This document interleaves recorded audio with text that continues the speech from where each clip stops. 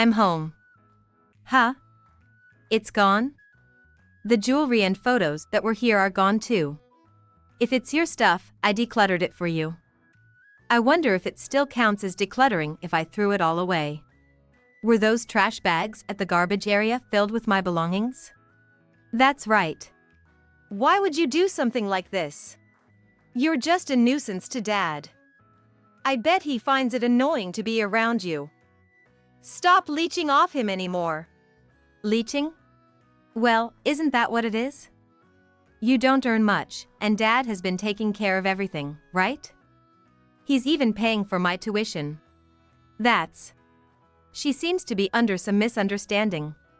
However, unable to reveal the real reason, I swallowed the words that almost came out. See, you can't even say anything. That's not it, You don't need to strain yourself making excuses. My stepdaughter left the bathroom with a laugh that sounded almost witch-like. Left alone, I kept questioning myself whether I should have told the truth. But suddenly, I snapped to attention. I needed to recover my belongings from the garbage area. I began shuttling back and forth between my apartment and the trash disposal. On about the third trip, I ran into my husband at the garbage area. Given the harsh treatment I had received from his daughter, seeing him made me break down in tears. I can't do this anymore. I'm leaving. That's too bad. It must be hard for you to be here. Let's get your move out of the way first before we discuss divorce. Starting the next day, I packed my belongings stuffed in trash bags into boxes while sorting through them.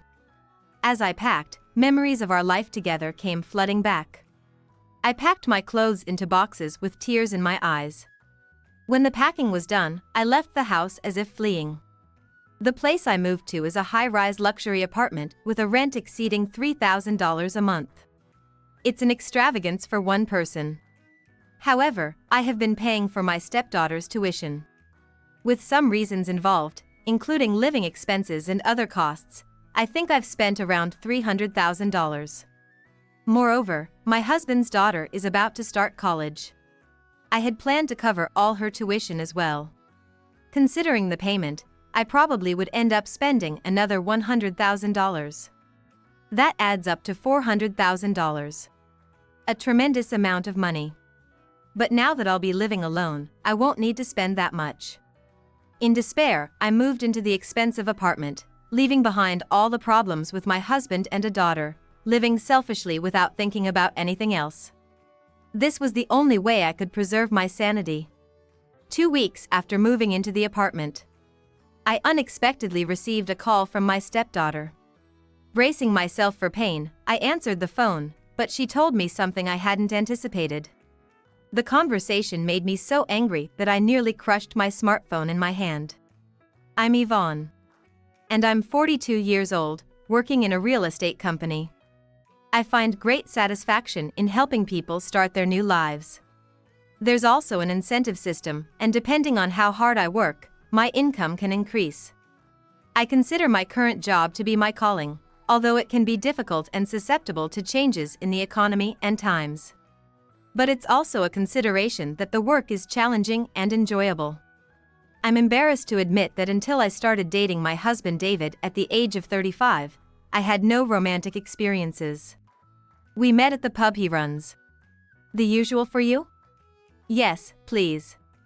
I was a regular at his place. David knew what time I'd come in and always had the kimchi platter and omelette I'd order ready. As a result, the appetizer and the dishes I ordered would arrive almost immediately. He also knew I liked my first beer served not with the appetizer but with the meal, without me having to say it. I savored the beer noisily. The extra cold beer, made even tastier with David's thoughtfulness, felt enhanced. While I looked forward to the food, I actually also looked forward to seeing and talking to him. He's 5 years older than me, but looks youthful. Above all, I was drawn to how happily he worked. David was also interested in me, and we started dating. Having a first boyfriend at 35 was a big hurdle. I didn't know how to be in a relationship and would act like a shy middle school girl around him, which now makes for a sweet memory. Another big challenge in dating him was Will she get along with me, I wonder? She's not shy and is a good kid, so it'll be fine. Oh. I sound like I'm bragging about my own child, don't I? David laughed, but I couldn't laugh because I was too nervous and anxious. David had been divorced and had a daughter named Samantha. Meeting his daughter for the first time when she was 8 was daunting, as it's a tricky age. My heart was pounding so hard it seemed to be about to burst. Hi Samantha, nice to meet you. Nice to meet you. I'm Samantha. David's daughter greeted me with a bow, like a businessperson, and spoke with polite, well-measured words. Her greeting was so mature, it was hard to believe she was only 8. This only increased my nervousness. However, that tension vanished within an hour. Food court's this way. Don't pull so hard. Hey, Samantha. What if you trip while rushing like that? Sorry. David's daughter looked downcast after being scolded by him. Watching her expression, I felt sorry for her but also found her adorable. She quickly warmed up to me, holding my hand and even hugging me. Also, she apologized immediately when scolded by David. Just as he said, she was not shy and a very good kid. I started wondering why David had divorced his first wife when he was such a good father. Why did you and your first wife split up? Huh? Oh, sorry. You don't have to answer that. Startled by my abrupt question, he paused while eating his ice cream. It was a rookie mistake from someone with no dating experience. Such sensitive topics should be approached with care. I tried to pretend I hadn't asked, but David resumed eating his ice cream and answered my question. We had disagreements about how to educate Samantha. It led to frequent arguments. We decided it wasn't good for her to see her parents fighting all the time. Samantha is now a very good and honest girl, so it looks like you were right about her upbringing. Who knows? She's only 8 now, and there's still adolescence and all sorts of things ahead. Who knows what will happen? Seeing David sincerely considering his daughter's future, I clearly envisioned marrying him and living together as a family. Can I ask something? You work in real estate, right? How's that going? I've been working a lot, so I guess the income is decent. Not that, I mean like your hours and how busy you are. You know, considering Samantha and all. Oh, right, of course, you meant that. Flustered by my blunder due to my lack of romantic experience, I grabbed my coffee cup again to hide my face. David laughed at this. Both my embarrassment and the coffee made my face turn red. 2 years into our relationship. After David's daughter Samantha and I had built a strong bond, he and I decided to get married. After the wedding, I moved into the condo where David and his daughter lived, and we started our life as a family of 3. David was a kind and considerate husband, and Samantha treated me like her real mother. I was living a happy life. However, this seemingly perfect life was not without its challenges. 6 years into our marriage, Samantha became a high school student. Until then, she had been attending a private elementary to middle school, but she switched to a public high school. David had hoped she would continue in private education, but we had to abandon that plan for specific reasons. It's really tough to keep going like this. I'm sorry. If only I could earn more. What are you talking about? It's clearly my fault, the pub's been doing poorly. Just before Samantha decided on her school path, we were having somber family meetings every night, just the 2 of us. David looked as if he was returning from a funeral. And I probably had a similar expression. His pub had been thriving, but due to the touch economical times, its financial situation worsened. When business was good, he even opened a second location, but that has since closed. Sales at the original pub continued to decline slowly. The situation wasn't critical yet, but thinking about the future made us incredibly anxious. There was a school I wanted her to attend, but we'll have to settle for public since we can't afford private anymore. She wanted to go to that private school, didn't she? More like she preferred private, but she also said she wasn't particularly attached to it. Really? She said that? Maybe public will be okay then. It's unfortunate, but if she feels comfortable, then let's go with public. I'll talk to her, it'll be okay. Instead, we'll make sure she can go to the college she wants. I felt a pang of guilt for relying on Samantha's words to make such a decision, gripping my coffee cup tightly. David looked gloomier than usual. After a long silence, his expression suddenly became resolute, as if he had made up his mind, and he asked me for a favor. There's a chance I won't be able to keep the pub going. It's hard to say this, but I want to use all the income from the pub for the business. That's fine by me. I think we can manage just living on my income alone. If Samantha goes to public school, we should be able to handle the tuition costs. Thanks. Also, I want to keep this between us and not tell Samantha. Not telling her you're not bringing money home? Yeah. If she knows the pub is doing poorly, she'll worry. And, it doesn't look good as a father.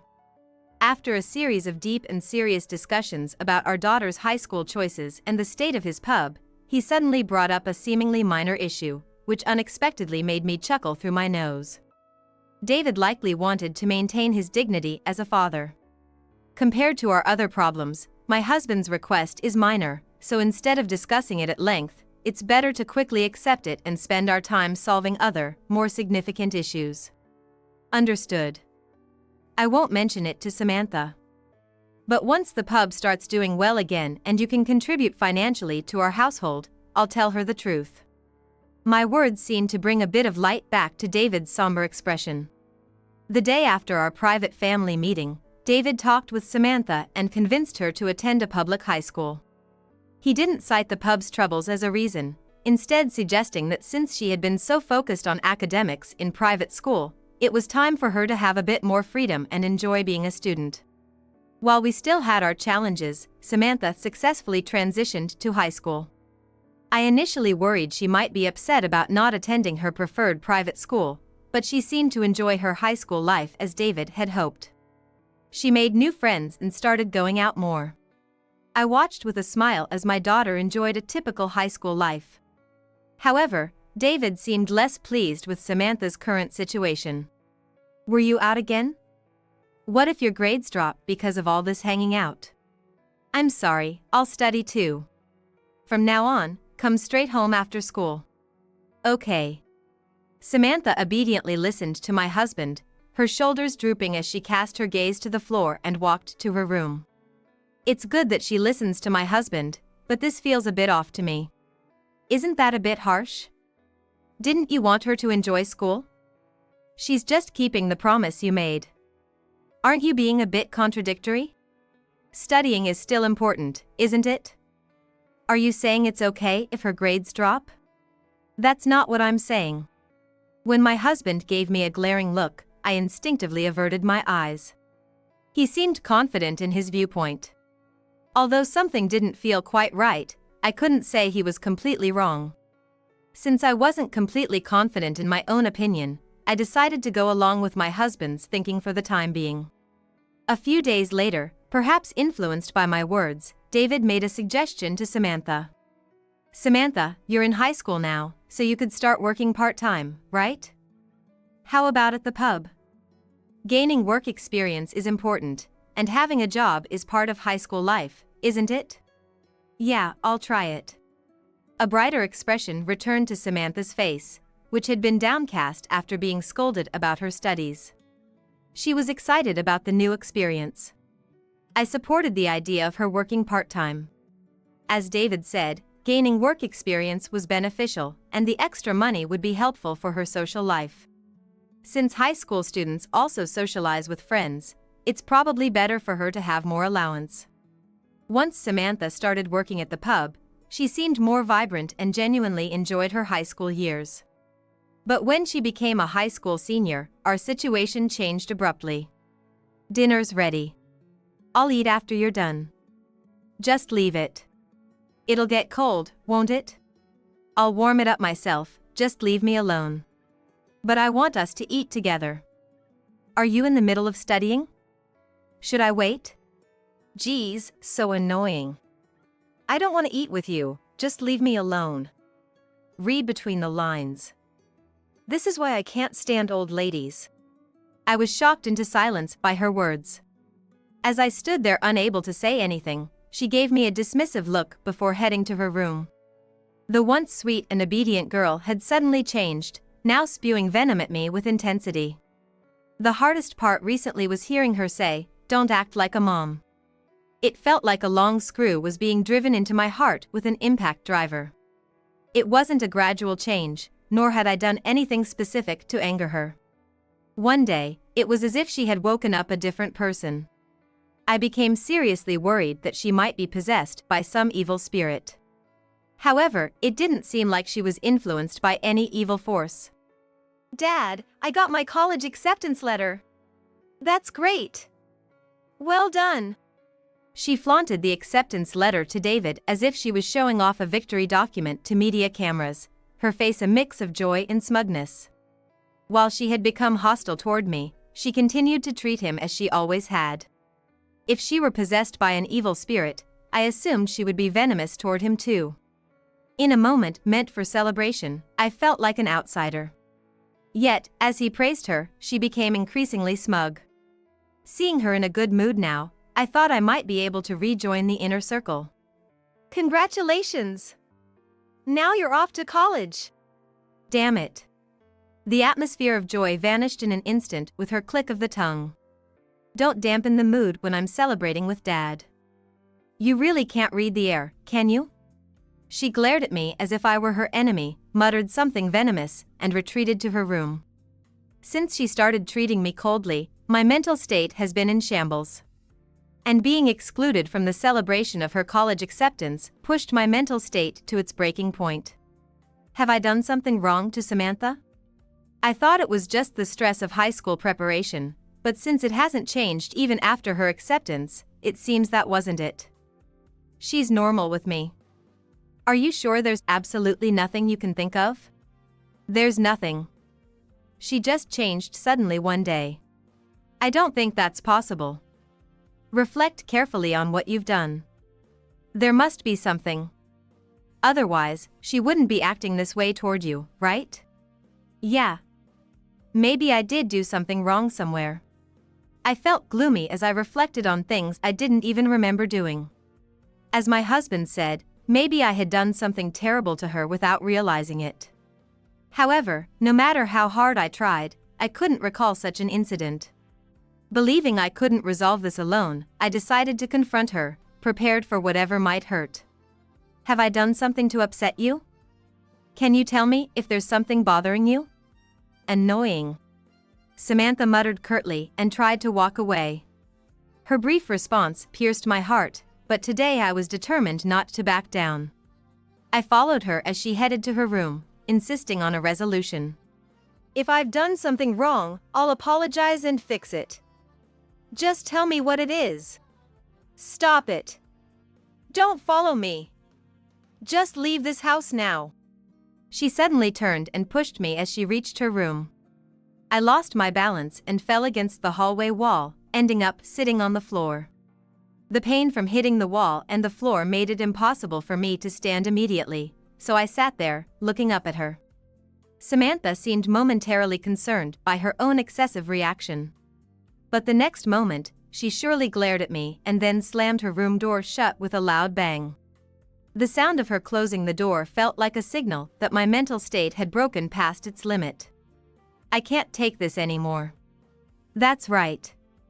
With Samantha in that state, it's unfortunate, but it seems difficult for you and her to continue living together. I'm ready whenever you are. My husband quickly accepted my thoughts. It seems that if I say, I want a divorce, he's ready to end it at any time. While it was a relief not to need a long discussion, his easy acceptance felt somewhat sad. The next evening. As I returned from work, my steps were heavy. When I reached the front of our apartment building, the weight on my legs made me stop. Absent-mindedly, I looked around. There's trash overflowing at the garbage disposal area. Even though our building allows 24-hour trash disposal, isn't it a breach of manners to overflow it during the night? Maybe someone suddenly decided to move out? As I allowed myself a moment of escapism staring at the trash, I then forced my heavy legs to move again. I'm home. As I opened the front door, something felt off. But I couldn't pinpoint what it was, so I dismissed it as my imagination and headed towards the living room. Entering the living room, it became clear it wasn't just my imagination. Huh? It's gone?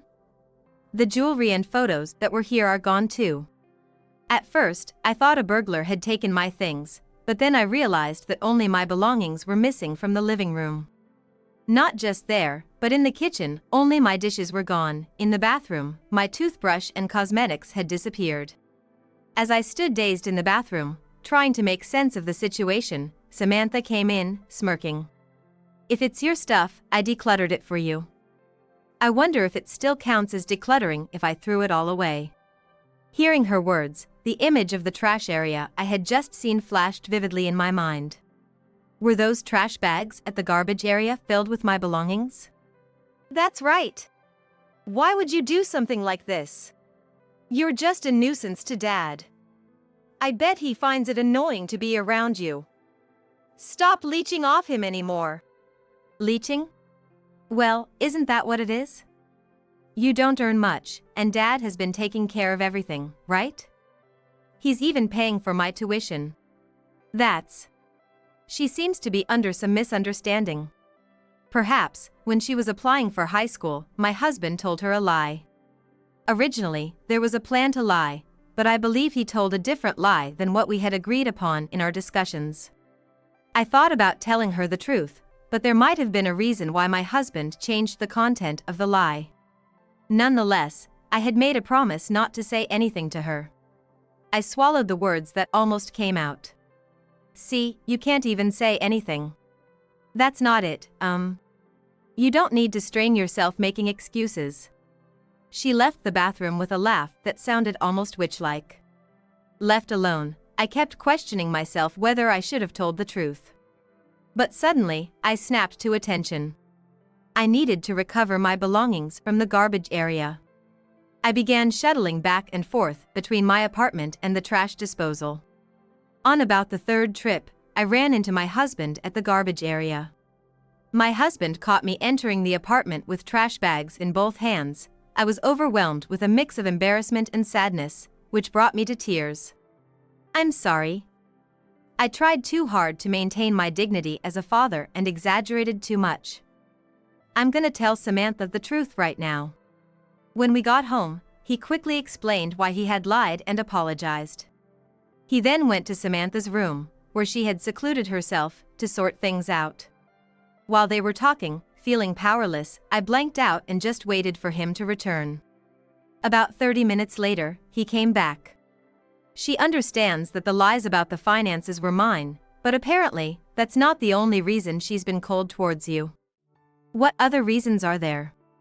She didn't tell me. Reaching my limits, I gave up trying to understand. I can't do this anymore. I'm leaving. That's too bad. It must be hard for you to be here. Let's get you move out of the way first, before we discuss divorce. That's what I'll do. Is the pub okay?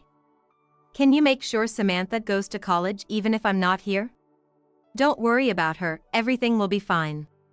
Starting the next day, I packed my belongings stuffed in trash bags into boxes while sorting through them. As I packed, memories of our life together came flooding back. I packed my clothes into boxes with tears in my eyes. When the packing was done, I left the house as if fleeing. The place I moved to is a high-rise luxury apartment with a rent exceeding $3,000 a month. A lavish expense for one person. However, I have been paying for Samantha's tuition. Her elementary and middle schools were private and expensive. David and I used to pay together, but since high school, I have covered all the costs. Additionally, his pub was doing poorly, and he couldn't contribute financially. This situation hadn't changed for nearly 3 years, and I covered all living expenses. I've made various payments even before this, so I think I've spent around $300,000 in total. Samantha is about to start college. I had planned to cover all her tuition as well. Considering other payments, I probably would end up spending another $100,000. That adds up to $400,000. A tremendous amount of money. But now that I'll be living alone, I won't need to spend that much. In despair, I moved into the expensive apartment, leaving behind all the problems with my husband and daughter, living selfishly without thinking about anything else. This was the only way I could preserve my sanity. 2 weeks after moving, my feelings have somewhat settled. The chaos of moving has delayed any divorce discussions. It's about time to start talking about divorce. As I looked at the calendar to see when I might be free, I suddenly remembered something and felt a rush of panic. That's right. I need to pay Samantha's tuition fee today. I panicked for a moment but then realized. Oh, I don't have to pay anything anymore. Thoughts of my family, which I had tried not to dwell on, saddened me. Photos of my family that I couldn't bring myself to delete were still on my smartphone. As I debated whether to look at them, my phone suddenly rang. Samantha's name appeared on the caller ID.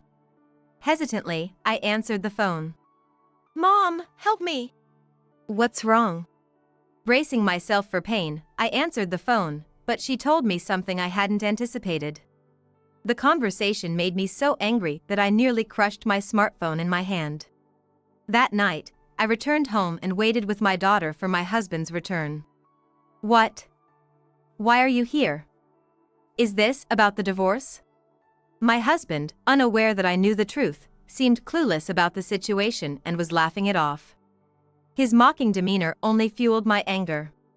There's the matter of divorce, but first, we need to talk about Samantha's college. College? Oh, did she tell you? Yes. What do you mean by making her take a gap year? The tuition payment was due today, right? You said not to worry because she was going to college, didn't you? Upon further thought, it turns out it's just not possible right now. So, I've decided she should take a gap year. Eventually, I will definitely send her to college, don't worry. What do you mean eventually? Is that why after nearly 3 years the pub situation hasn't improved? Because you plan everything on such rough estimates? You might not understand, but with a business, decline happens quickly but growth takes time.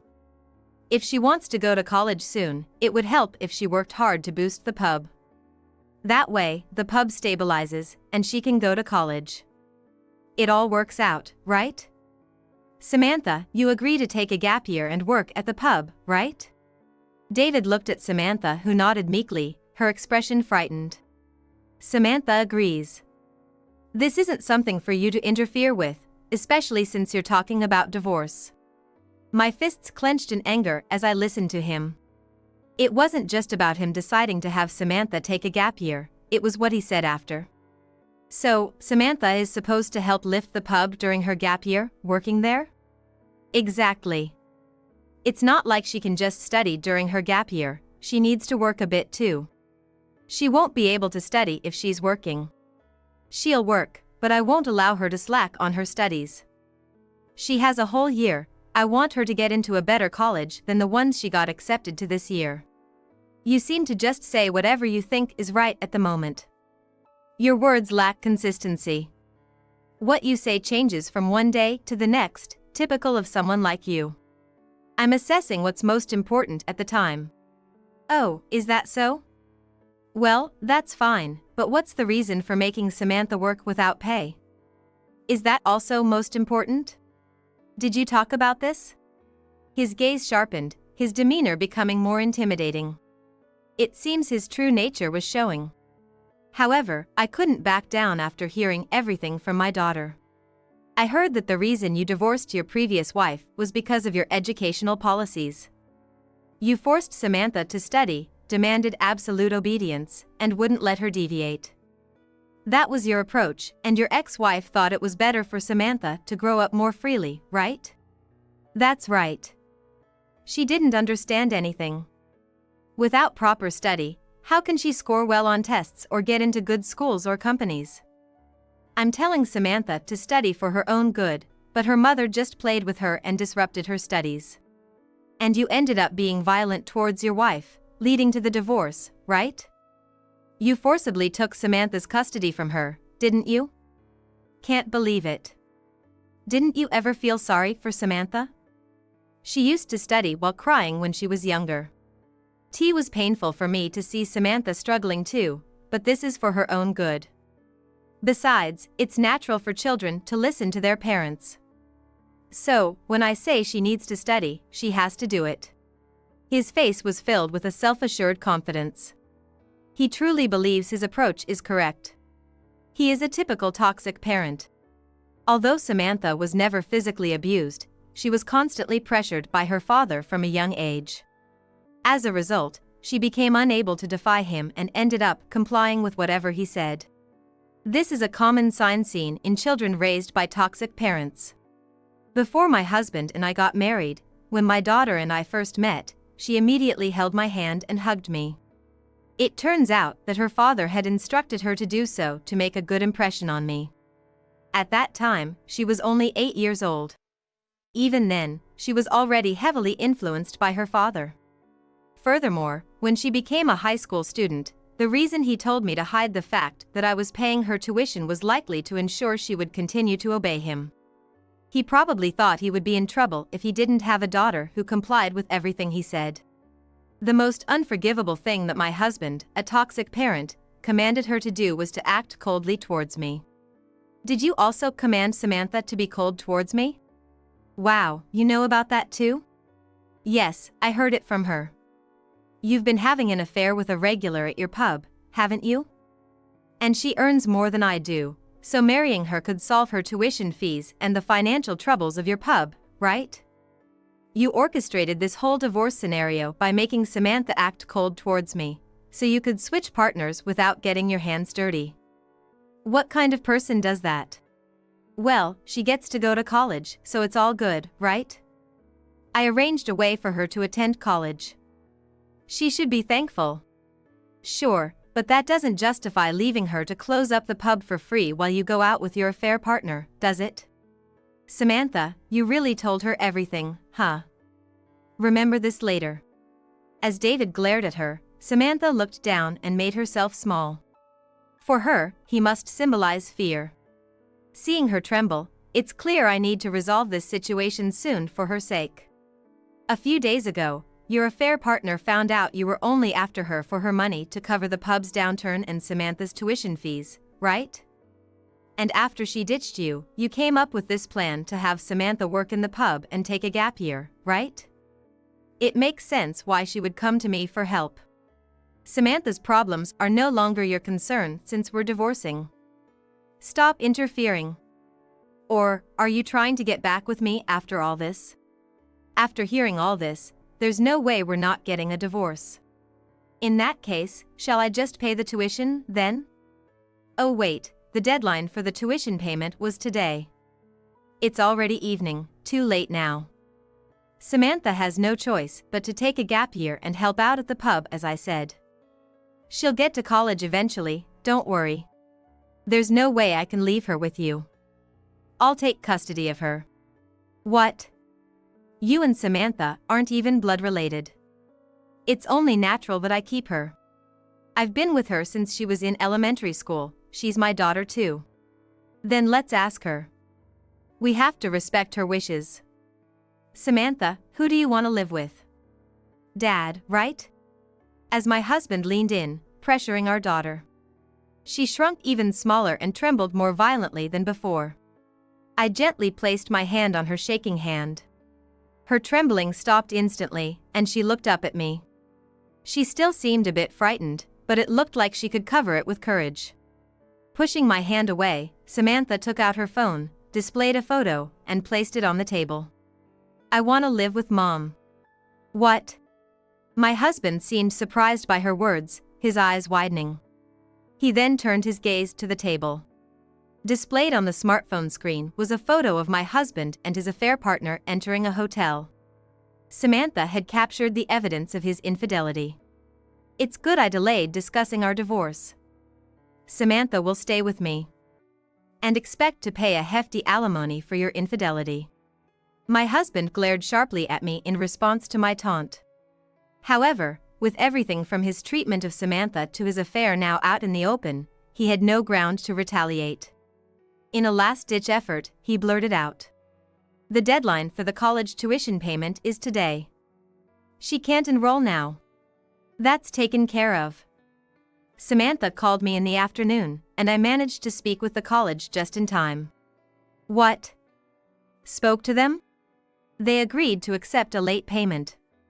We have 3 days to pay. What?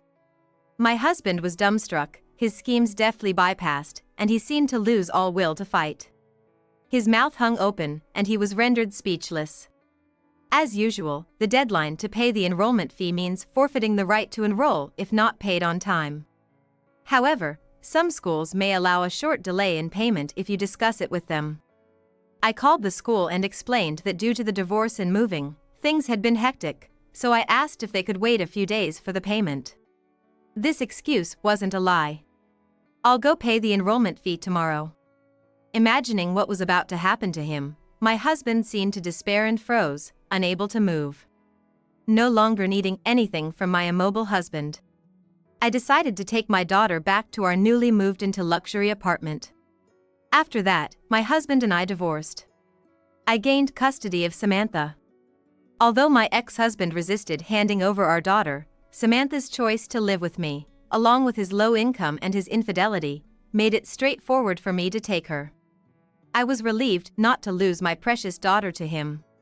Samantha had been harsh to me, but it was because he had ordered her to act that way. Each time she was cruel to me, she was in pain, sometimes crying in the bath or before sleeping. Moreover, being under the control of a toxic parent, she couldn't defy her father's commands. She was a victim too. Therefore, I decided to view her actions towards me as if they were directly done by him. Some time after the divorce, my ex-husband's pub closed down. It seems that its management was already on the brink, and recovery was deemed impossible. Considering he had been in a situation where he depended on others' money, it's impressive it lasted as long. Now, he works in a restaurant while repaying the substantial debt incurred from the closure. Having been a business owner for a long time, he struggles with taking orders from others, shredding his pride. However, these concerns of him are essentially a luxury. Considering he is nearly 50, it's fortunate that he was able to find a job so smoothly.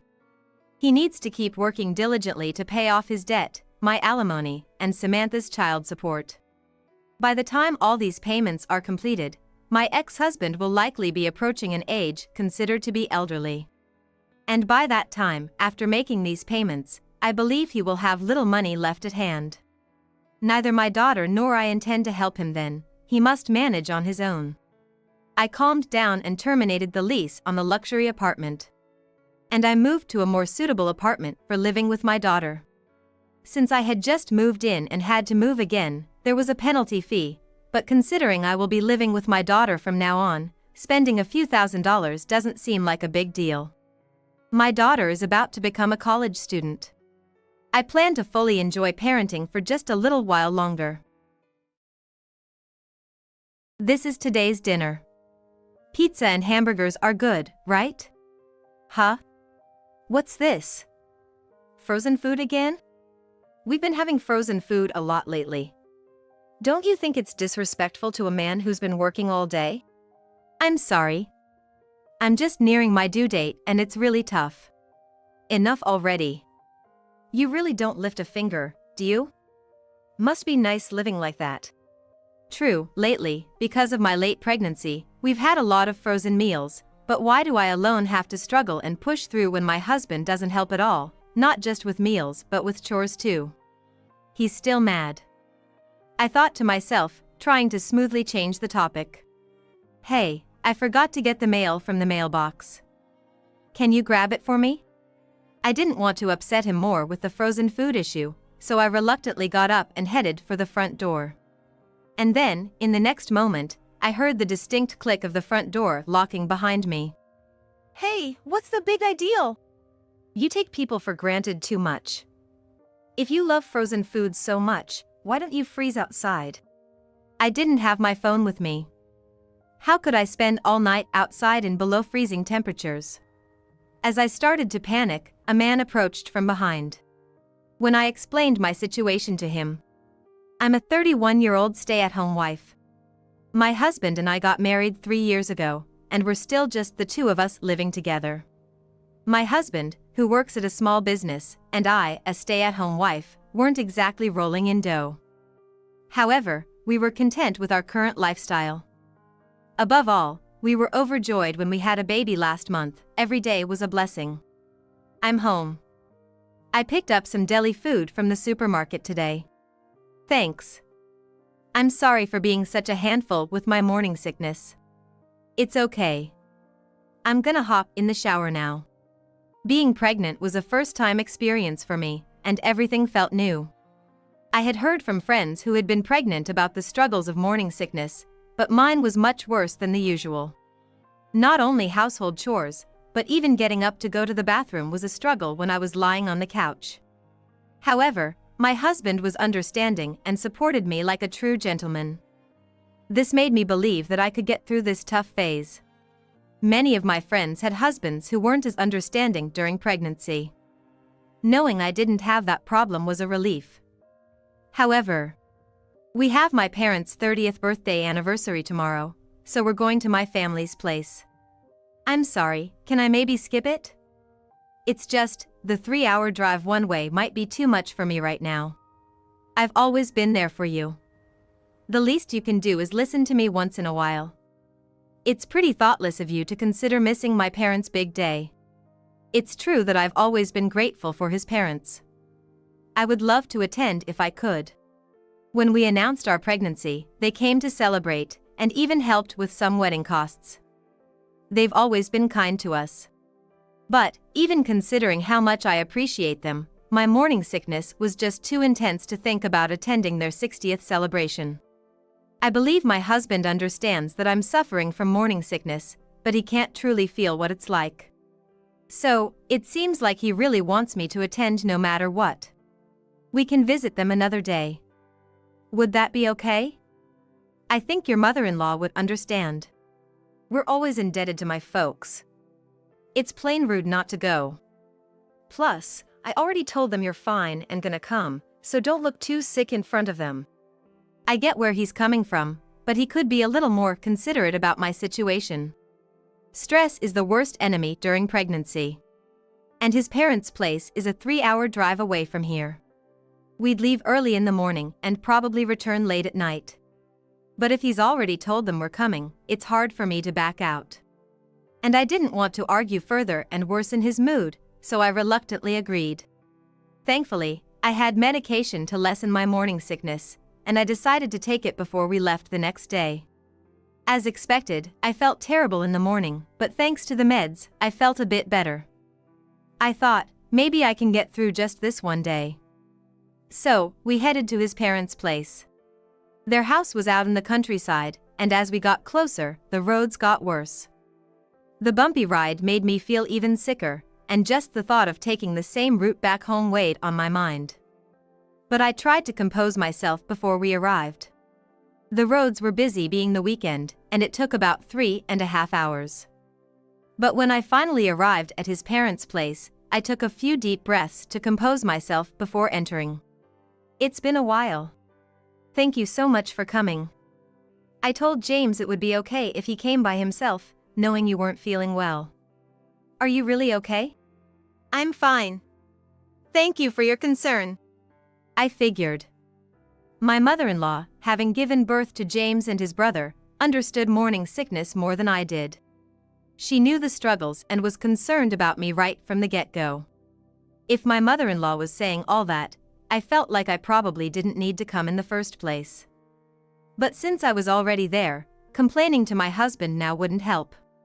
Besides, the main focus was on the two people celebrating their 60th birthday, and I tried my best not to draw unnecessary attention. But it's pretty exhausting, both physically and mentally, to be on my guard all day. By the time we left, I think my fatigue was evident.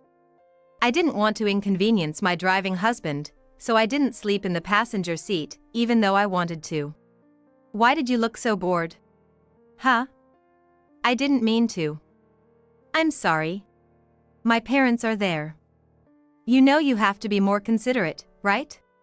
Yeah. I'm sorry. I do think I looked tired before we left his parents' place. My mother-in-law even said, "Sorry for keeping you up so late, especially being pregnant," when we were leaving. I understand that my husband might be upset about that, but I wish he'd be more considerate of how I'm feeling first. It's not like I complained, and even with the morning sickness, I tried my best all day to not let it show. Usually, if I can't handle the housework, I'd rest. Wouldn't a simple "were you okay" in the car have been nice? It's like I didn't endure or sacrifice anything. Why can't he understand my feelings more? Such feelings welled up inside me, but I thought anything I'd say to my husband now would just add fuel to the fire. Whether it's morning sickness or whatever, he only seemed to focus on the fact that I looked tired in front of his parents, and seemed oblivious to anything else. Then came a sermon from him, and after it seemed he was satisfied, he went silent. The 2-hour ride home was filled with an indescribable tension. By the time we got home, it was past 10 p.m., and I was completely drained. Of course, having driven such a long distance, he must have been even more tired than I was. But I was at my limit and immediately laid down on the couch. Just when I felt relieved, a wave of sleepiness hit me. I thought, if I fall asleep now, that won't be good. I need to at least change my clothes and get to the bedroom. As I was grappling with these thoughts, "Hey, there's no beer in the fridge." "What? Didn't you put any in after drinking last night? At least manage that much." "I'm gonna take a bath, so go buy some now." "What? Now? It's already past 10 p.m., and I've been exhausted all day from morning sickness. Asking me to go out and buy it now. That's just devilish, isn't it?" In other words, given how he's been pushing me, I've been feeling that he might not care about me as much as he did when we first got married, but I never imagined it would be to this extent. He was grumpy in the car too. I figured he'd get really mad if I refused, but I'm seriously at my limit. There's no way I'm walking to the convenience store to buy beer at this hour. Come on, that's just not possible. I'm exhausted, and I had a rough day with the morning sickness. I've told you this so many times. To me, that's just a bunch of irrelevant talk. I'm gonna take a bath now, so make sure you get it before I get out. If not, I'm seriously gonna be pissed. With that, my husband, looking at me with cold, accusing eyes, went straight to the bathroom without listening to anything I had to say. The look on my husband's face, glaring at me as if I were some sort of villain, made it clear he was dead serious. After he went to the bath, I let out a frustrated sigh and hit the couch hard with my fist. If I don't go now, I really don't know what'll happen next. This will be my last chore for the night. I'll finish shopping before he gets out of the bath and head straight to bed. With that in mind, I hurried to the convenience store, bought 3 beers, and rushed home. Luckily, my husband, who tends to take long baths, hadn't come out yet. After putting the beers in the fridge, I headed straight for the bedroom. As soon as I changed and lay down, I fell asleep as if I had passed out. I guess I was that tired, and I'm impressed I pushed myself this far. I really want to give myself a pat on the back.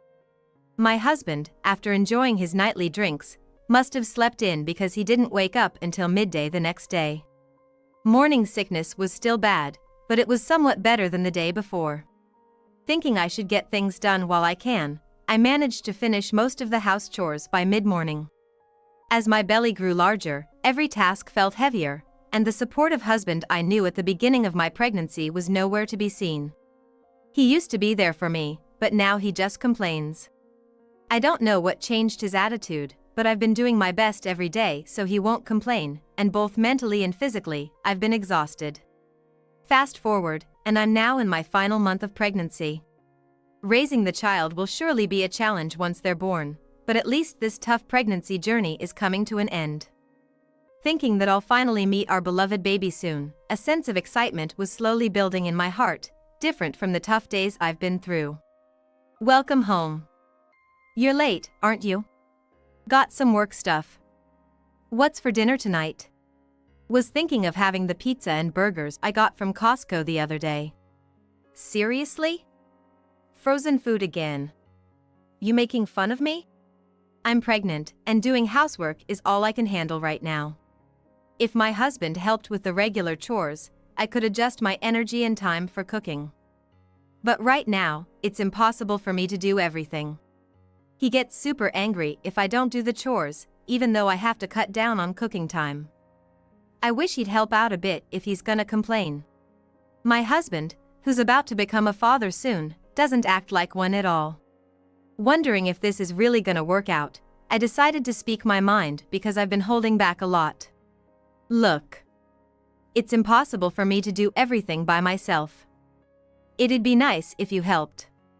When you have time, you're always out drinking or playing golf.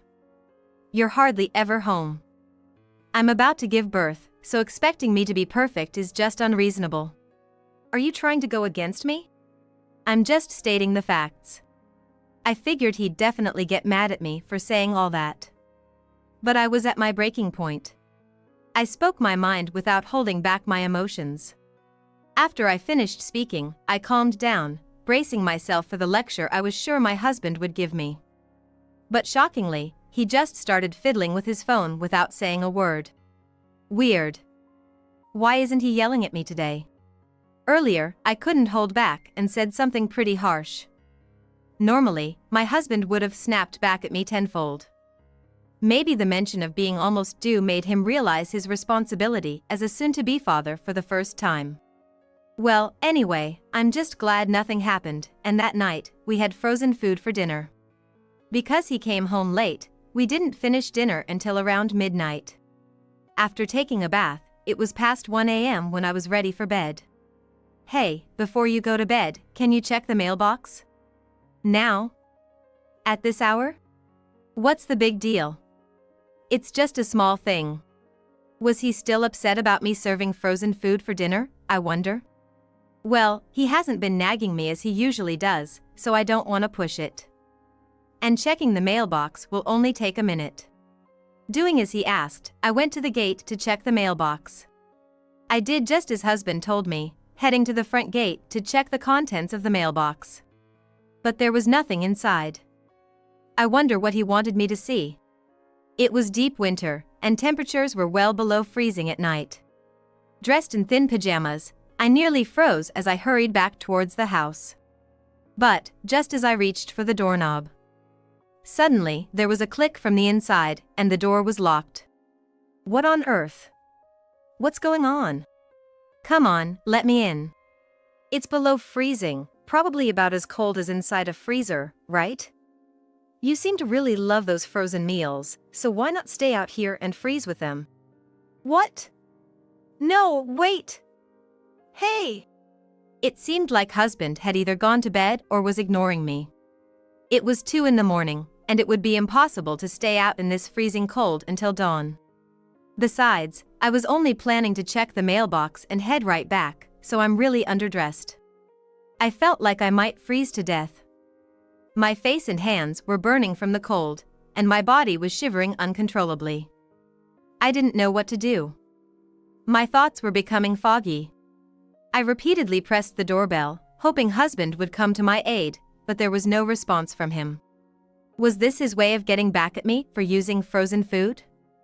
I hoped he'd let me in after a few minutes, so I kept calling out to him from outside. But time just went by, and there was no sign of husband. I was getting so cold that I was running out of energy. How much longer would I have to wait? Just as I was thinking this, I heard footsteps approaching from behind. What happened to you? What? I was taken aback by this unfamiliar man, but he appeared to be a bartender who worked at a nearby bar. Since he usually slept during the day, I'd never run into him before. It seems he closed up shop early that day and was returning home around 2 a.m. when he ran into me. What's going on? At the very least, let me get you something to wear. Though he was a stranger in the neighborhood, his gesture of offering his coat without inviting me into his home felt genuinely gentlemanly. It made me trust him, at least a little. He continued to listen to my story outside my house.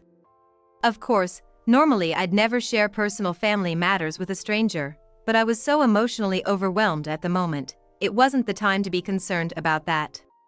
I borrowed his cell phone and reached out to some folks I knew.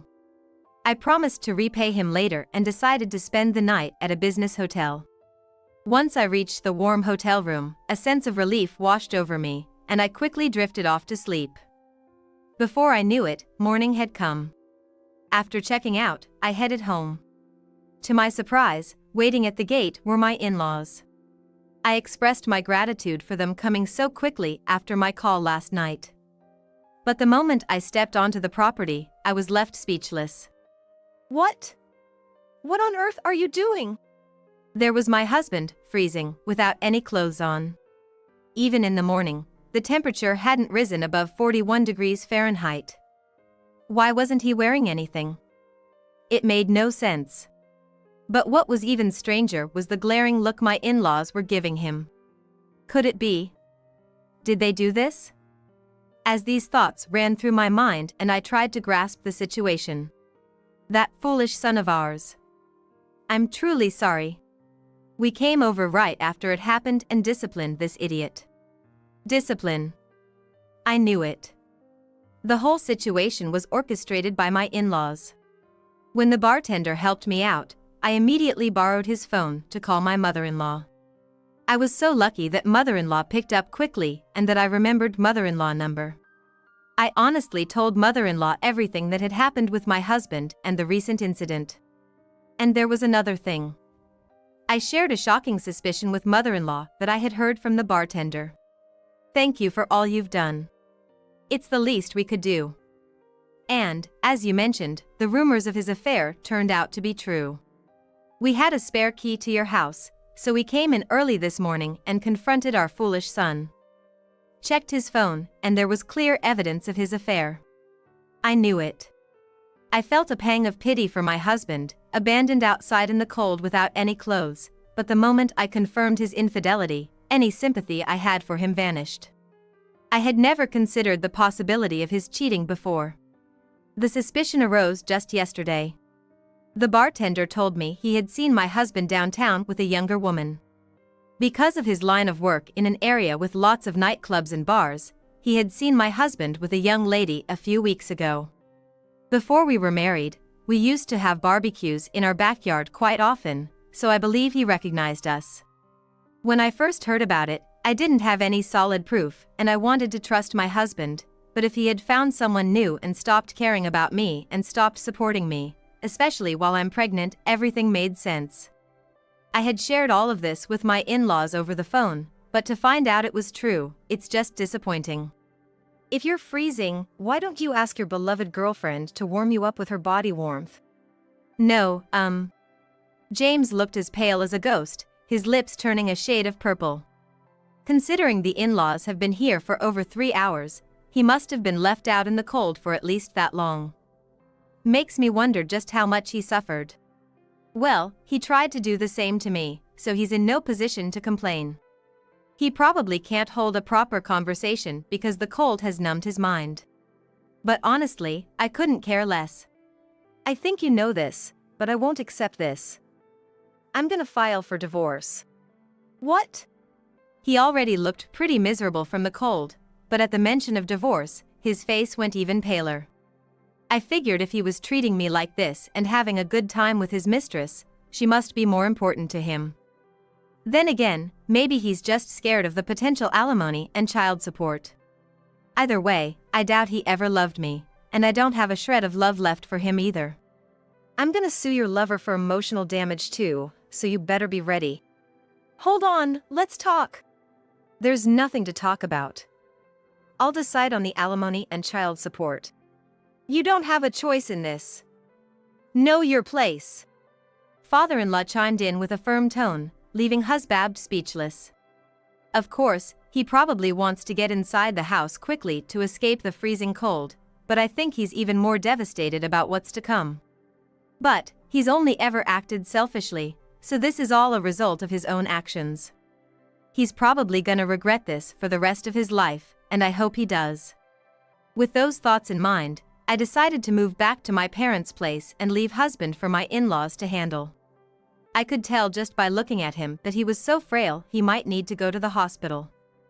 But he tried to do the same thing to me, so I have absolutely no reason to be concerned. After returning to my parents' home, I confessed everything to them. They told me it was okay to stay and raise my child there, for which I couldn't be more grateful. I decided I wanted to focus on giving birth first, so I asked my in-laws to wait until after the birth before confronting my husband. Being close to my due date, about 2 weeks after returning home, I gave birth to a big baby boy, weighing nearly 8 pounds. The moment he was born, he cried out loud, and I was so moved that I shed tears, feeling the reality of becoming a mother. For the next 3 months, I devoted myself to parenting at my parents' place. As I began to get used to life with a baby, I asked my mother-in-law and father-in-law to come visit us near my parents' home. Wow, what a healthy little boy. Congratulations on the birth.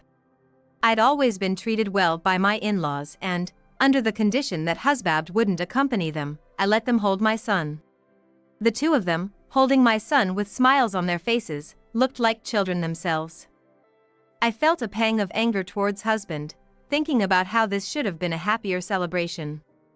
But getting mad now seemed pointless. After spending some quality time with my son, my in-laws shifted the conversation back to my ex-husband and helped finalize discussions about alimony and child support. Thanks to their efforts over the past 3 months, the whole truth about my husband's affair came to light. We consulted a lawyer they knew, and it was decided he'd pay me the standard amount.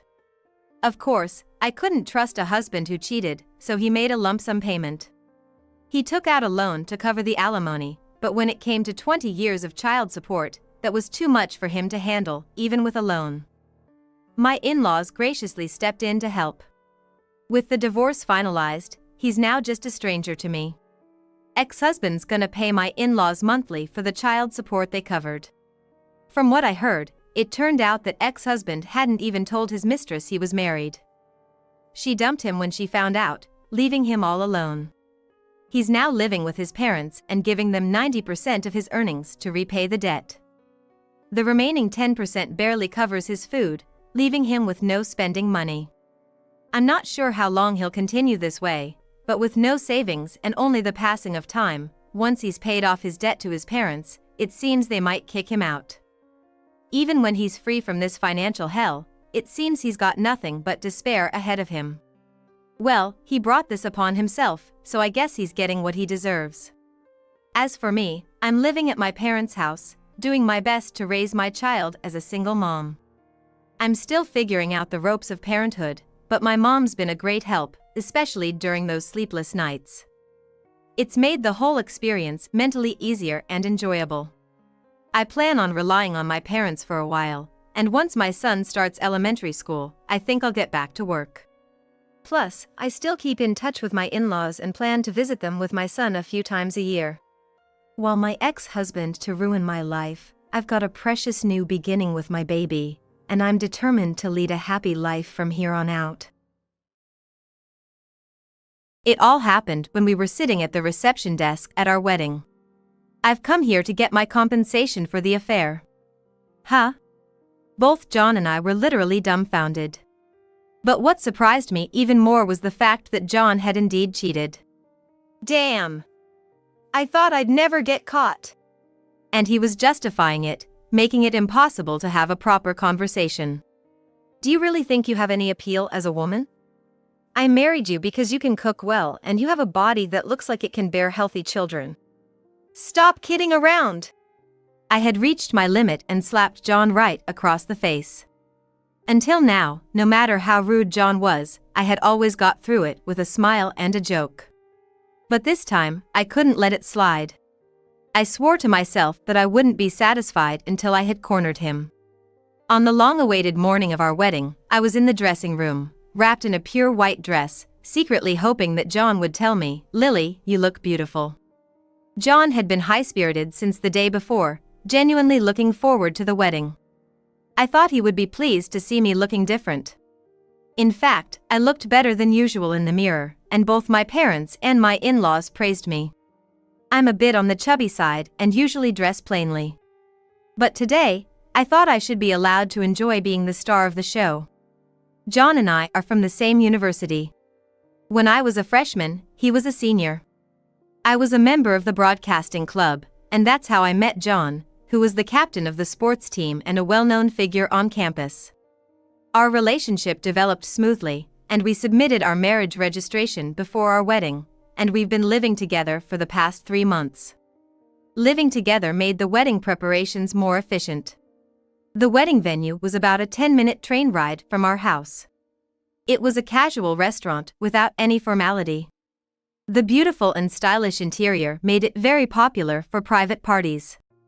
John entered the dressing room. I suppressed my excitement and asked, "Does the dress suit me?" Immediately, John broke into a wide smile and stroked my head. "You've still got a round belly, haven't you? Hope you'll give birth to a healthy baby." I was utterly dumbfounded. Even our parents frowned. "At least don't say that today." "Why?" "It's the truth. I even went on a diet to fit into this dress for the wedding, you know?" I forced a smile and patted my belly. In such moments, I feel bad inside, but I always try to brush it off with a joke. One of John's shortcomings is that once he gets too carried away, he can't stop himself. He was teasing and said, "Hey, your belly looks like a balloon." The bride is supposed to be the most beautiful woman on her wedding day. Stop it before you hurt Lily's feelings. John pretended not to know what he had done wrong, saying, "Well, a fat person is a fat person. I'm sorry for our son, he's always been childish. Even though you are younger, you are much more mature." There was no blame for my mother-in-law. "I don't mind. It's just his usual self." I flashed a grin and laid on the sarcasm as thick as I could. The two of us quickly pulled ourselves together and took our seats at the reception desk. We wanted a homey wedding and decided to greet the guests personally, bride and groom both. Sadly, most of my friends live on a distant island, where my parents' home is, so they couldn't make it. On the flip side, John had a lot of acquaintances attending. We were okay with the imbalance. My parents and I had made our peace with it. I saw this as a golden opportunity to meet many of John's friends and was actually looking forward to the greetings. John introduced each guest to me, one by one. Every single one of them seemed delighted to meet me, complimenting me with a "You look like a beautiful bride." There was one guest, in particular, that stood out, a woman named Natasha. She was an acquaintance from work, as I understood. She seemed to be in her 40s, but she had this actress-like aura, especially in her dress and her tall, slender figure. "Nice to meet you, Lily. I've always been under John's care," she greeted me. "Oh, is that so?" I was certainly overwhelmed by Natasha. "He's a looker, right? And she's got her stuff together at work. Quite a different story from someone else I know." She indeed had the aura of someone who's competent at her job. Her designer suit fitted her perfectly without being too flashy, and her makeup was flawless. John was looking at Natasha with a kind of admiration in his eyes that he never showed to me, and Natasha was gracefully accepting his attention. They exchanged words for quite a while. Right now, I'm a full-time housewife. But originally, I left my job because of John's wishes. He insisted that he wanted me to focus on our home. I had only been at my job for 2 years. Just when things were starting to get interesting, I felt pressured to resign. When I think about the unfinished business at my old job, I still feel a tug at my heartstrings. Looking at Natasha, who seemed so dazzling, made these feelings even stronger. This is wrong. Today's supposed to be about us.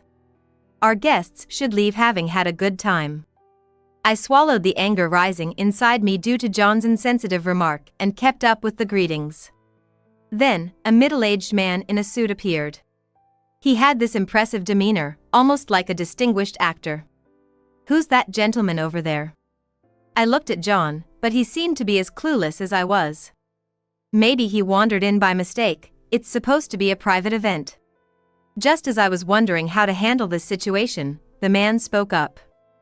"I'm here to discuss the compensation for an affair." "Excuse me?" John and I were literally stunned. "I'm in this line of work." The man handed out his business card with a professional demeanor. It bore the name of a well-known company, and his job title was impressive. He was dressed in an expensive suit, and he carried himself with calm and composure. He didn't seem like he was making things up. "Are you John? Could you please break it off with my wife?" "Wait a minute, John and I are getting married today." I tried to calm the man down, but then I noticed John trembling beside me. "What are you talking about?" John managed to squeeze out those words, though his voice was clearly strained.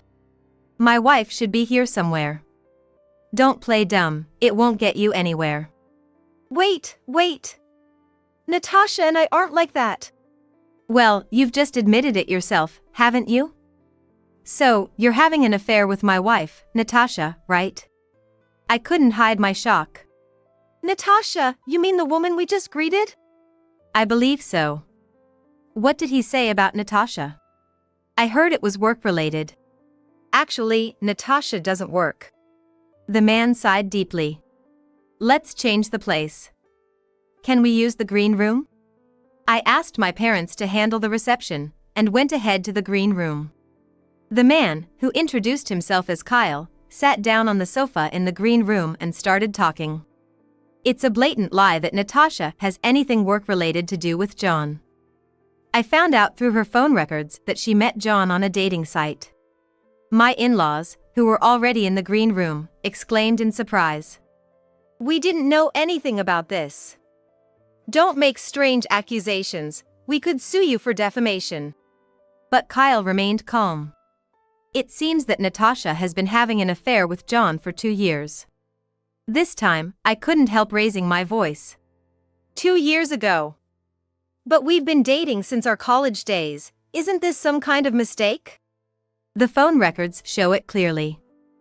Actually, I've been very busy with work for the last few years, with lots of business trips and overtime. It seems that Natasha had the affair when I wasn't looking. Saying this, Kyle took an envelope out of his bag. Inside were printed screenshots of Natasha's smartphone and a couple of photos of her with John. "This is definitely John in these photos, isn't it?" My parents gathered around, and we all checked the photos. I've been away from home a lot, I can't say I was blameless. But does that justify an affair? My parents muttered in unison, "No, it doesn't." More than anything, Kyle's demeanor was incredibly convincing. From a certain point, Natasha started wearing a new wristwatch. It was a very nice design, so I looked it up and found out it was part of a pair. I wondered who had the other one, and that's when my investigation began. Kyle had been investigating Natasha's actions during his breaks at work, and discovered that she frequently visited a certain station. It turned out to be the station closest to John's company. They were frequently meeting up after John finished work. Kyle then took out several photos from the envelope that appeared to be taken secretly. They clearly showed John and Natasha getting cozy in a bustling district. "You find it fun stalking like this? Don't take your frustrations out on me just because you can't keep your wife happy." John's words were bold, but his voice was clearly trembling. "The serial number on my wife's wristwatch is 118. "What about your wristwatch?" My parents restrained Kyle. I took off John's wristwatch and looked at the back of the dial. "It's 118. This is a unique number in the world, right? Is it just a coincidence? How could that be? The evidence is all here.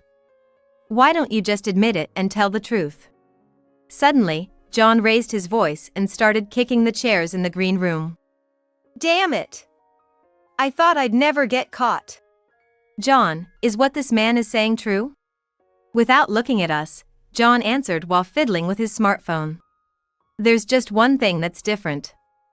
I really do love Natasha." My in-laws whispered to each other in a confused tone. Today, I invited her because Natasha said she wanted to see Lily. At that moment, there was a knock on the green room door. Natasha came in from the guest room. Apparently, John had called her with his smartphone. "John, you really do love me, don't you?" "Of course. My feelings are all for you, Natasha." Natasha and John hugged each other without any hesitation. This time, I couldn't just laugh it off as a joke. I carefully chose my words and asked John, "Is it true that you've been cheating? Since Natasha got married, I reluctantly decided to marry you. We met a bit too late, didn't we? If I had met John sooner, I would have married him instead of ending up with such an uncool person. Kyle straightened up from the sofa and said with a resolute attitude. See, they're so selfish, aren't they? I'm thinking about divorcing my wife. But I'm definitely going to demand a proper compensation for it. At the word alimony, John and Natasha momentarily flinched. John, did you know that Natasha was married when you started dating her? Yeah, I found out a while after we met. But by then, we were already serious about each other. So, you were cheating on me too, weren't you? Unexpectedly, John shook his head. This isn't cheating. Because I have no feelings for you. Then why were you dating me? You were just for housekeeping. What does just for housekeeping mean? According to John, Natasha was his true love, but he needed someone to take care of the household and he wanted children, so he decided to marry me. It seemed he also judged that it would be a good cover to get married around this time for the company and society. Do you really think you're attractive as a woman? I married you because you could cook a little and you seemed like you could bear strong children. I've had enough. I reached my limit and slapped John. It was the first time I had ever hit someone. My right hand was tingling. At the same time, I felt disgusted, as if I had touched something filthy. Immediately, Kyle pulled out a wet wipe from his bag and handed it to me. Gratefully, I took it and wiped my hands thoroughly. Ow! What the hell are you doing? You think you're in a position to defy me? Even my mother-in-law couldn't stay silent at his words. Have you always talked to Lily like that? No, Mom, I just lost my temper for a moment. Hey, Lily. I got scolded because of you. It's your fault. There's no way that's true. Is it really true that you've been cheating for the past 2 years? John snorted triumphantly. You can't trust what this guy says. Besides, the photos might be fake. But judging from your interactions, it seems like you two really are dating, aren't you? That doesn't prove anything. What, do you have a video or something? I cut into the conversation with my usual surprised tone. I have it on video. What? Actually, I had secretly recorded today's situation in the dressing room with a hidden camera, planning to show it as a surprise later. I took out the camera from behind the flower arrangement in the room and checked the footage. From the part where John called me fat to where Kyle confronted him about the affair, everything was recorded. Unexpectedly turning into big news. But it should be sufficient evidence of the affair. Well done, Lily. And as for this guy. Lily, I am truly sorry. My in-laws both apologized to me together. You don't need to apologize. No, it's also our fault for spoiling John and letting him become like this. What can we do to make it up to you? John, you should apologize too. No way. I haven't done anything wrong. Loving someone is a good thing, right? That's what Mom taught me. That's not what I meant. Stop talking back and apologize to Lily right now. It's okay.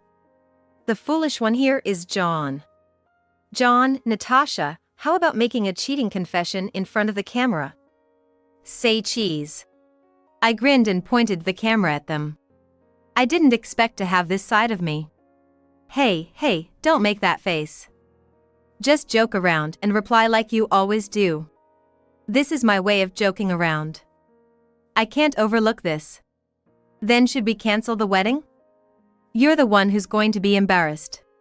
I was at a loss for words. The party's start time had already passed. The guests must be waiting for our entrance at the venue. No, I should stick to my own decision. Fortunately, I had invited only a few guests. And they were all trusted close friends, so I could make up for it later. The one who really deserves pity here is John. He cares about appearances, so he invited his bosses from work and even his mentors from his college days. Alright, I've got it. Let's start the wedding ceremony. However, just to let you know, we are going to change the flow a bit. I went out to the venue and took the microphone from the MC. John followed behind me. There was a round of applause from the audience. Thank you all for gathering here today.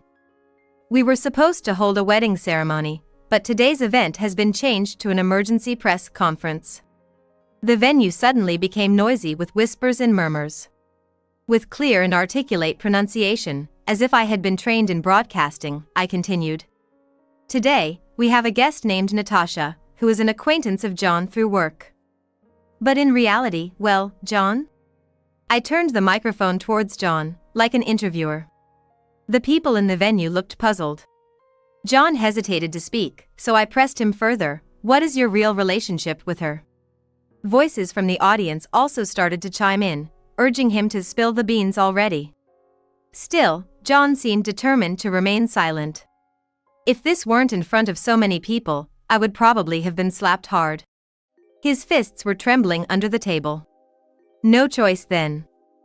This was supposed to be a surprise for today, but please take a look at the hidden camera footage in the backstage. Everyone, please feel free to enjoy your drinks and meals. The large screen on the stage showed everything that had happened earlier, without missing a beat. As the video played, the audience watched intently, and gradually, voices of discontent started to rise. What's going on here?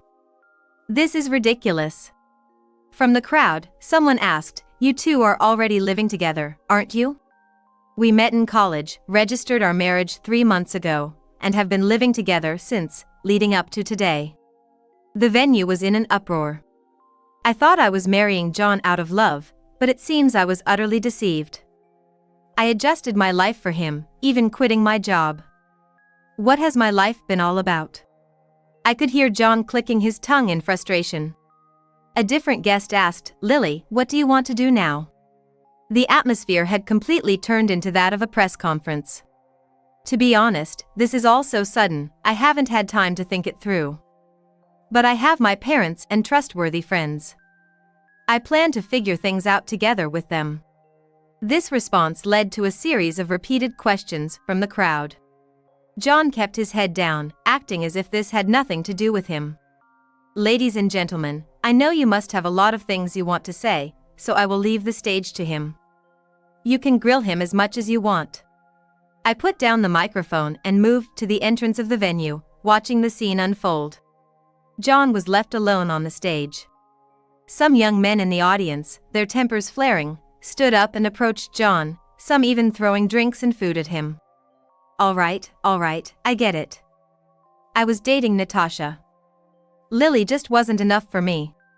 At that moment, my mother-in-law appeared, took the microphone, and addressed everyone. Ladies and gentlemen, I apologize for my foolish son. If it's not too much trouble, please feel free to give him a piece of your mind. At her signal, people swarmed the stage and surrounded John.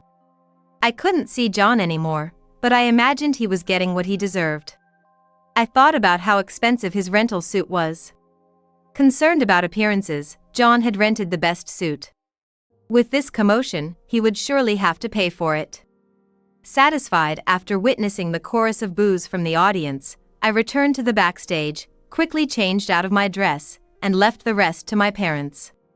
I also asked them to make sure John couldn't run away from the venue. I wanted to go home immediately. Ever since we started living together, John had been extremely opposed to me entering his room. He would get angry even if I tried to enter for cleaning or searching for something. I suspected there might be some evidence of his infidelity in his room. I asked Kyle to come with me, and we left the venue, heading for home. I was grateful that we had chosen a wedding venue close to our home. Soon we arrived at our house, and the search of John's room began. And then, one thing after another started to come out. Pictures of Natasha, and what seemed to be matching accessories and a pair of watches warranty card, and letters from Natasha, were all revealed. It even came to light that he was traveling with Natasha under the guise of business trips. Kyle meticulously photographed each of these items, and I put them in a cardboard box. It was almost like a police house search. Once all the evidence was gathered, I video called my mother-in-law. Hi, how's everything going over there? Bravely, she responded as if nothing was unusual. The guests are getting heated, and John is still being cornered by everyone. That's good to hear. Can you put your phone near the microphone so that my voice can be heard in the venue? She quickly understood what I meant and did as I asked. Hello, can you hear me? I'm the bride who was supposed to be the star today. I could sense the murmuring in the venue quieting down. I know some of you might be angry. I have an important announcement to make. The venue went silent. I will be divorcing John. Unfortunately, today's wedding turned out to be a disaster, but feel free to eat and drink as much as you like and go home whenever you're ready. The cost will be fully charged to John. Wait. I wasn't informed about this. Kyle, who was standing next to me, signaled for me to pass the phone to him. While we're on the subject, I have an announcement too. I'm also divorcing Natasha. The crowd murmured in surprise. John, Natasha is an expensive woman. She doesn't do any housework, shops every week, and is absolutely incompetent at work. But now, both of you are free, so please, live happily ever after. What am I supposed to do now? You're free to do as you please. Good luck supporting Natasha's lifestyle. I can't afford to support Natasha's lifestyle. Natasha, who was nearby, cut in. I'm not comfortable marrying John either. Then you're all alone. Good riddance. Don't bother coming back home from today onwards. A round of applause erupted in the venue. Drunk guests' voices could be heard saying, "Good for her," and other cheers. Reluctantly, my mother-in-law agreed to let John stay at her house for a while. Warm messages like "It must have been tough, but you did well. We support you," started arriving on my phone from close friends who were at the venue. Afterwards, the guests reportedly indulged in a grand feast and drinks, and even made sure to take their wedding favors home with them before leaving. A few days after the tumultuous wedding, I was returning to my condo after shopping when I found John standing in front of my door, holding a disproportionately large bouquet of flowers. I came to apologize, hoping you would forgive me. Can I come in? No. Come on, don't be so stubborn. The wedding was just a moment of confusion, right? Absolutely not. John, for some reason, had a smug smile on his face. He tried to hand me the huge bouquet of roses. All women love flowers, right? Cheer up. But I had shopping bags in both hands and couldn't possibly accept the flowers. Not that I wanted to, even if my hands were free. I'm sick of your assumptions and lack of consideration. Just go home. John slowly moved closer to me. I felt threatened and turned my back on him to call my mother-in-law.